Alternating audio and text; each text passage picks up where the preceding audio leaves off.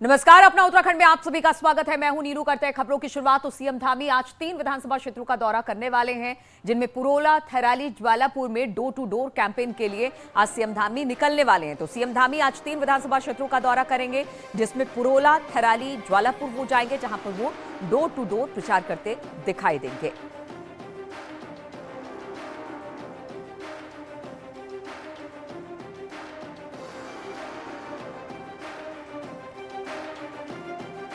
और हम आपको बता दें, इस वक्त पुरोला में है। कुछ देर में तस्वीरें भी आ जाएंगी जो हम अपने दर्शकों को दिखाएंगे। तो आज 3 जगहों पर आज सीएम धामी का दौरा होने वाला है, जहां पर डोर टू डोर प्रचार करेंगे, जिसमें पुरोला, थैराली और ज्वालापुर में उनका डोर टू डोर कैंपेन होगा। इस वक्त पुरोला पहुंच चुके हैं सीएम धामी और तस्वीरें इस वक्त वही की हम आपको दिखा रहे हैं। पुरोला पहुंचे हैं, जहां पर लोगों से मुलाकात कर रहे हैं, डोर टू डोर कैंपेन कर रहे हैं। इसके बाद थैराली और ज्वालापुर भी जाने वाले हैं मुख्यमंत्री पुष्कर सिंह धामी, जहां पर लोगों के बीच जाकर अपने सरकार के किए गए कामकाज को बताएंगे, लोगों से मुलाकात करेंगे।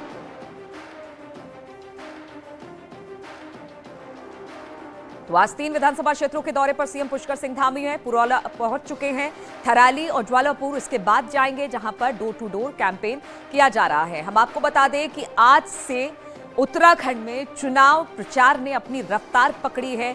आज चाहे बीजेपी हो, कांग्रेस हो, आप हो, तीनों अपने बड़े बड़े दिग्गजों को मैदान में उतार रही है चुनाव प्रचार के लिए। और अब सीएम धामी पुरोला, थैराली और ज्वालापुर में डोर टू डोर कैंपेन कर रहे हैं। पुरोला पहुंच चुके हैं, यहां पर लोगों से बातचीत हो रही है, जनसंपर्क अभियान चलाया जा रहा है और इसके बाद थैराली और ज्वालापुर भी जाएंगे पुष्कर सिंह धामी। सीधी तस्वीरें हम आपको दिखाते भी जा रहे हैं। पुरोला पहुंचे हैं, किस तरह से वहां पर लोगों का जमावड़ा लगा हुआ है, लोग मुख्यमंत्री को देखने पहुंचे हुए हैं। मुख्यमंत्री भी सरकार के कामकाज को लोगों के बीच पहुंचा रहे हैं, उनसे बातचीत कर रहे हैं। तो पुरोला में इस वक्त सीएम धामी है, जिसकी तस्वीरें इस वक्त आप टीवी स्क्रीन पर देख रहे हैं।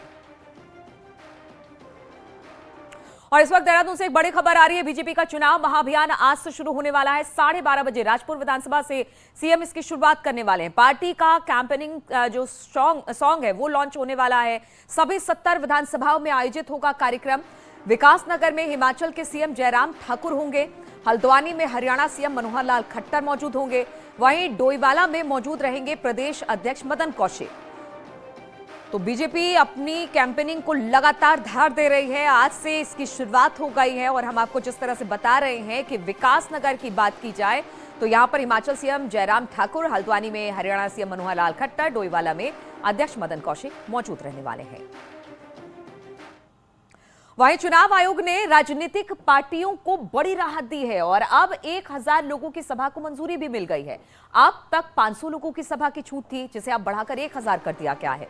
साथ ही इंडोर जगह पर 500 लोगों के बैठने की व्यवस्था हुई है, यानी वो यहां पर बैठकर अपने नेताओं को सुन सकते हैं। इसके अलावा घर घर प्रचार के लिए भी अब जो व्यक्तियों की संख्या थी उसे बढ़ा दिया गया है। पहले 5 थी, अब 20 कर दिया गया, यानी 20 लोग एक साथ जा सकेंगे डोर टू डोर कैंपेन के लिए। हालांकि अन्य नियमों पर रोक अभी भी जारी है। बड़ी रैलियों पर रोड शो, पदयात्रा पूरी तरह से रोक लगाई गई है। 11 फरवरी तक चुनाव आयोग ने नए नियम जारी रखे हैं, यानी उत्तराखंड चुनाव प्रचार में अब आगे बड़ी रैलियां लगभग नहीं होंगी, क्योंकि उत्तराखंड में 14 फरवरी को वोटिंग होनी है।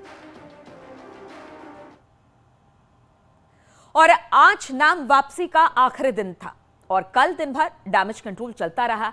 कहीं कंट्रोल हुआ तो कहीं बागियों ने किसी भी कीमत पर पीछे हटने से इनकार कर दिया।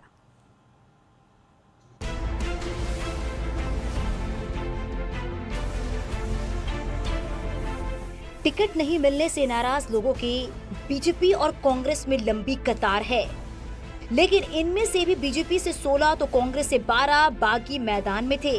डैमेज कंट्रोल ऑपरेशन के तहत कांग्रेस रायपुर, ऋषिकेश, सहसपुर, किच्छा, लैंसडाउन सीटों पर बगावत संभालने में कामयाब रही, तो बीजेपी अल्मोड़ा, द्वाराहाट, डोईवाला, पिरान, कलियर, गंगोत्री, कालाडूंगी सीटों पर बागियों को मनाने में सफल रही।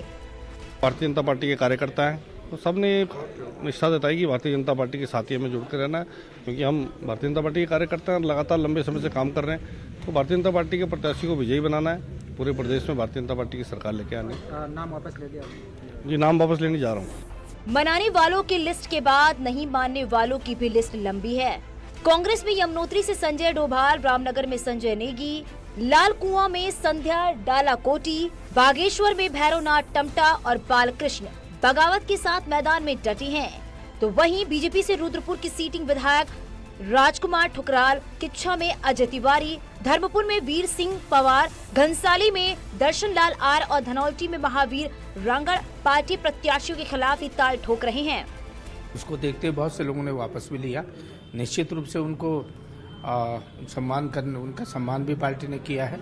और जिन लोगों ने वापस नहीं लिया, क्योंकि अनुशासनात्मक बात है, ये पार्टी उनके खिलाफ अनुशासनात्मक कार्रवाई करेगी।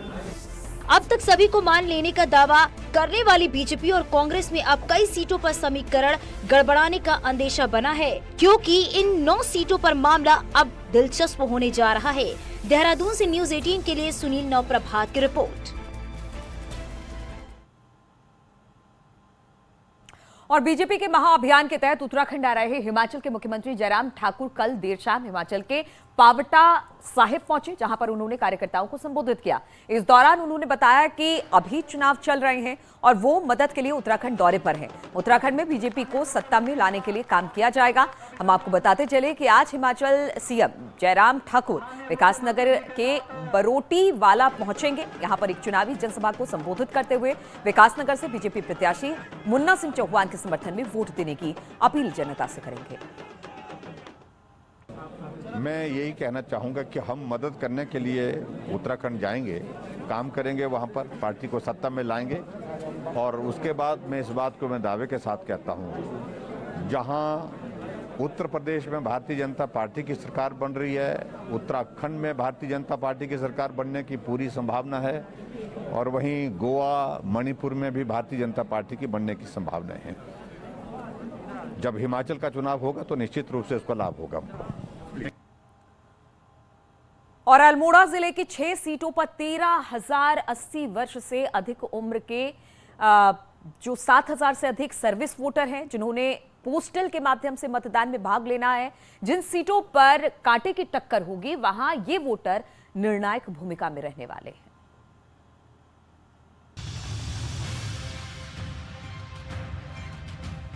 जिले की अधिकांश सीटों पर बीजेपी और कांग्रेस में ही टक्कर लग रही है। सिर्फ द्वाराहाट में यूकेडी प्रत्याशी मुकाबले को त्रिकोणीय बना रहे हैं। जहां सीधी टक्कर है, वहां बुजुर्ग और सर्विस वोटर निर्णायक वोटर बन सकते हैं। जिला प्रशासन का कहना है कि वोटरों की सूची तैयार कर ली गई है। जनपद में 80 साल से ऊपर की एज के 13,873 वोटर्स हैं। इसके साथ साथ सर्विस वोटर्स की जो संख्या है 7,412 है पूरे जनपद में। इनको अभी सर्विस वोटर्स को पोस्टल बैलेट AT-PBS के माध्यम से और जो 80+ के वोटर्स हैं उनको घर घर जाकर BLO के माध्यम से फॉर्म 12D वितरण कराने का कार्य किया जा रहा है। जानकार भी मानते हैं कि इस बार के चुनाव में सर्विस वोटर कई सीटों पर हार जीत तय कर सकते हैं। द्वाराहाट सीट पर जहां त्रिकोणीय मुकाबले के आसार हैं, वहां सबसे अधिक सर्विस वोटर हैं। देखिए कि सर्विस वोटर वर्तमान में जो नेक टू नेक फाइट चल रही है, सर्विस वोटर इसमें बहुत अहम होने वाला है। और द्वाराहाट में सबसे ज़्यादा हमारे यहाँ सर्विस वोटर हैं। और अगर पूरे 6 विधानसभाओं की बात हम करें तो 7,000 से अधिक सर्विस वोटर हैं। चूँकि कर्मचारियों की जो नाराज़गी है, उस सब चीज़ों का भी इसमें असर होने वाला है। और मुझे उम्मीद है कि जो 6 सीटों में जो है लगभग ये वोटर जो हैं बहुत निर्णायक होंगे। सर्विस वोटरों को लुभाने के लिए राजनीतिज्ञ तरह तरह के लोक लुभावने वादे कर रहे हैं, लेकिन ये तो आने वाला 10 मार्च ही बताएगा कि सर्विस वोटरों ने किसे वोट दिया। न्यूज़ 18 के लिए अल्मोड़ा से किशन जोशी की रिपोर्ट। और चुनाव से पहले नेता कई लोग लुभावन वादे करते हैं, लेकिन जीतने के बाद जनता के पास जाने की जहमत तक नहीं उठाते। बागेश्वर के कई गांव आज भी इन्हीं समस्याओं से जूझ रहे हैं, जिन्हें दूर करने का वादा बीते चुनाव में किया गया।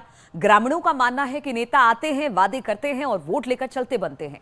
यहां के गांव की सड़कों की हालत खस्ता है, शिक्षा की उचित व्यवस्था नहीं है, अस्पताल सिर्फ रेफरल सेंटर बनकर रह गए हैं और लोग हैं कि अब भी इसी उम्मीद में है कि शायद इस बार उनके गांव की दशा और दिशा बदलेगी। चंपावत के नघान गांव में चारा लेने जंगल गई एक महिला को बाघ ने निवाला बना लिया। जंगल में बाघ की शिकार हुई महिला का नाम चंचला देवी बताया जा रहा है। घटना के वक्त जंगल में एक महिला साथी थी जिसने भागकर जान बचाई। घटना सोमवार देर शाम की बताई जा रही है।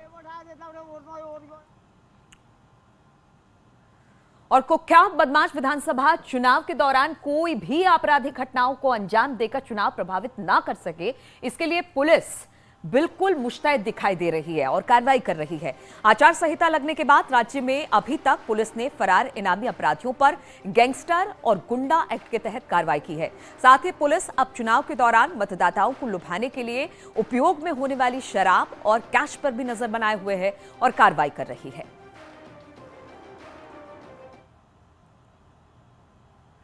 उत्तरकाशी के आराकोट बंगाण के मोल्डी मार्ग पर भूस्खलन की तस्वीरें सामने आई। पिछले 3 दिनों से इस मार्ग पर लगातार भूस्खलन की स्थिति बनी हुई है। अचानक मलबे के साथ हरे पेड़ भी रोड पर आ रहे हैं, जिससे ग्रामीणों को परेशानियों का सामना करना पड़ रहा है। और जोशीमठ में भगवान भविष्य बद्रीनाथ में लगभग 3 में से 4 फीट बर्फ जमा हो गई है। हालात यहां पर कुछ ऐसे हैं कि हर ओर सिर्फ बर्फ ही बर्फ दिखाई दे रही है।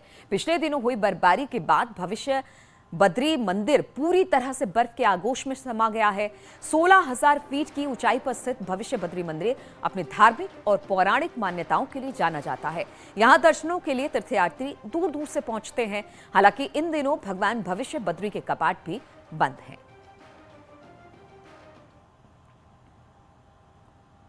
और उत्तराखंड में मौसम विज्ञान केंद्र ने पूर्वानुमान जारी किया है। मौसम विज्ञान केंद्र के मुताबिक राज्य के अधिकांश पहाड़ी हिस्सों में 3 फरवरी से बर्फबारी की संभावना बनी है। वहीं मौसम विज्ञान केंद्र के निदेशक का कहना है कि पश्चिमी विक्षोभ एक बार फिर से सक्रिय होने जा रहा है, जिसके चलते बारिश और बर्फबारी की संभावना बनी है। वहीं 3 और 4 फरवरी को मैदानी इलाकों में ओलावृष्टि होने की संभावना जताई गई है। और रुकते हैं यहां पर छोटे से ब्रेक के लिए। और इस वक्त एक बड़ी खबर और अच्छी खबर हम आपको बता दें, प्रधानमंत्री नरेंद्र मोदी सोशल मीडिया पर दुनिया के टॉप लीडर बने हुए हैं।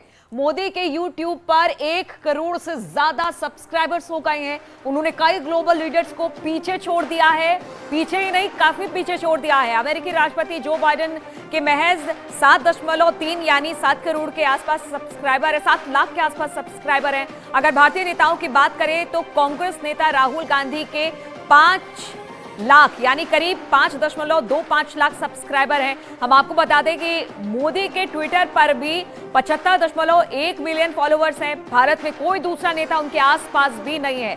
तो अब यूट्यूबर की श्रेणी में अगर कह सकते हैं, यूट्यूब पर भी उन्होंने लोकप्रियता हासिल की है। प्रधानमंत्री नरेंद्र मोदी ने उनके सब्सक्राइबर्स की बात की जाए तो 1 करोड़ से ज्यादा सब्सक्राइबर हो गए हैं। उन्होंने कई ग्लोबल लीडर्स को पीछे छोड़ दिया है। अमेरिकी राष्ट्रपति जो बाइडेन महज 7.03 लाख सब्सक्राइबर हैं। अगर भारतीय नेताओं की बात की जाए तो कांग्रेस नेता राहुल गांधी 5.25 लाख यानी 5 लाख के करीब सब्सक्राइबर हैं उनके। वहीं मोदी के ट्विटर पर भी फॉलोवर्स कितने हैं वो भी हम आपको बता दें, 75.1 मिलियन फॉलोवर्स हैं, यानी भारत में कोई दूसरा नेता उनके आसपास नहीं है।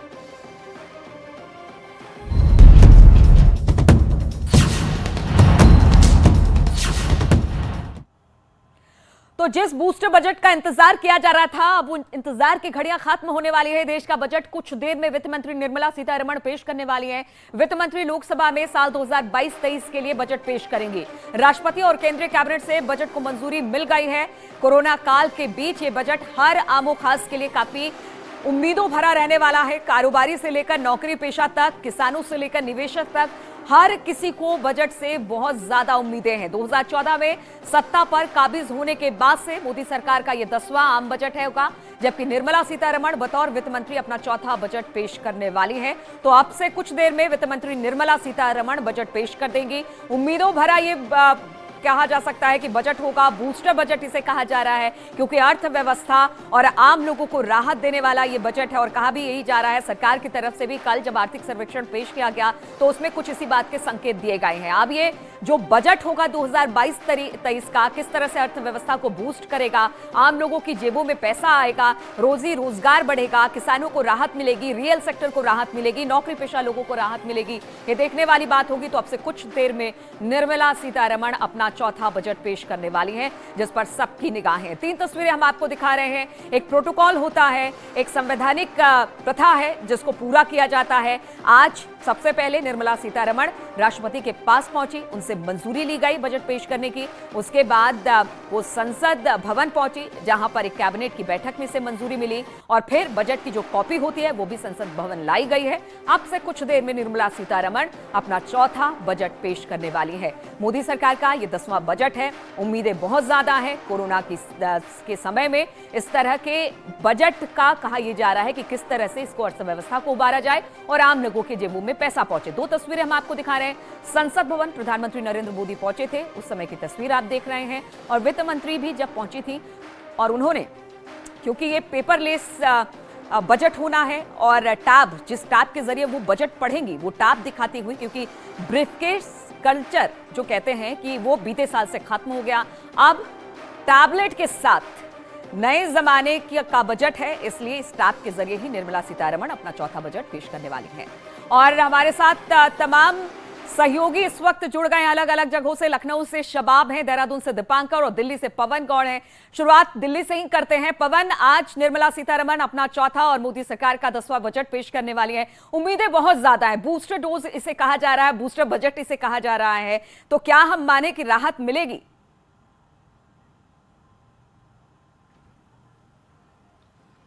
देखिए, आपको बताना चाहूंगा कि बजट जो है वो उम्मीदों का बजट बताया जा रहा है। जिस तरह से एक तरफ सरकार अर्थव्यवस्था को उबारने का काम उबारने का तरीका इस बजट के जरिए देखा जा सकता है, उसके साथ साथ दूसरा, क्योंकि जो कोरोना काल से जो प्रभावित पूरी देश भर की जनता है, हर वर्ग जो प्रभावित है, उसको भी राहत देने का काम सरकार इसमें कर सकती है। तो बड़ा एक बैलेंस तरीके से इस बजट को तैयार किया गया है।